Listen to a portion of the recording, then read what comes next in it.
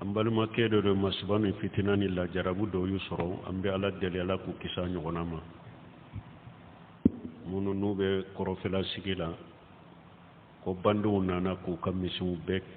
takatanu ye ambe ala deli ala ka jamana intanga ala ka koroshi jamana fantanani an islam jamana be ala ku tanga ku koroshi ka hakli sigi do ula men balmo mimbe hakli sigi do nin jamana nunun kono Cheikh Sal Fawjan ko akoti babu yu kam moyen beke kadese mogo fere mirana kam mogo ladege kelew cogo wula kele minan girima undilala bilende udilala so bilende on abi bilende mobli bilende udilala sécurité kama ka apparu do jamana wula apparu mi jamana fambe ni be sira la ibeye ka apparu do sira wula me sécurité sur la diakono ni sima se ka dinya sécurité dinya ka sécurité sima teme ambe min fo akado silama jamana be yoro silama be yoro anyema na komo ni afen akado be hakili la sécurité kelende be dinya kono ni hadama daw nyota dor jamano be sécurité alladhina amanu wa lam yalbisu imanahum bi julmi أولئك لهم الأمن وهم مهتدون ألاكو تمام إبراهيم نكم وغاكيشا وكيف أقاف ما أشركتم ولا تغافون أنكم أشركتم بالله ما لم ينزل به عليكم سلطان أي الفريقين حق بالأمن إن كنتم تعلمون الذين آمنوا ولم يلبسوا إيمانهم بظلم أولئك لهم الأمن وهم مهتدون مغم لمن يراني علي إيكال لمن يين كونونا لا فلان كفويا سيما نيغام بي على كون نونون تغلا مغو حقل سيغي بي نونو دي جيان كونو هذا ما دين كالتوحيدي بدغره من او نيغونا حقل سيغي دي بدي ما جيان كونو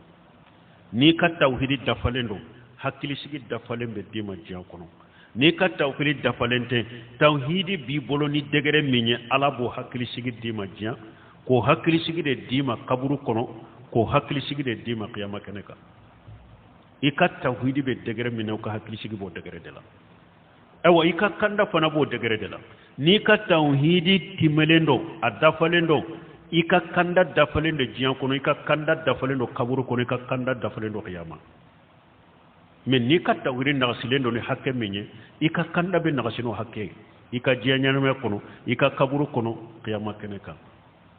wala sécurité mimbe ka se ka hada moden sécurité ka jamana sécurité ka jiya sécurité o ye tawhid de mbalmo ni tawhid weleli jensera ni mugo ye fawjan bo de fo saudi afule san muhammad ibn wahab ka dawa ka ke ciden na ka sebo ani ewa jamakulu fasamanti unte menen ko fe ko ni fulan ka fani ni en feunde tumbe makka jamana ka nyogo faga de tumbe hari marabaga kelente dugu kelen be ana jamana marabaga ni min fanga giriyara kateme men ka beta biyo ko faga ko ka dugu minala ko ka dugu kan na fulo minala utumbe ni togo de la nyogo faga de tumbe dumuni shute bagangenaw nyogo faga kele o de doron tumbe ko ngokono na ulate tuma Muhammad ibn Abdul Wahhab bunani akat tawhid dawa nana Muhammad ibn Suudu ya deme ewa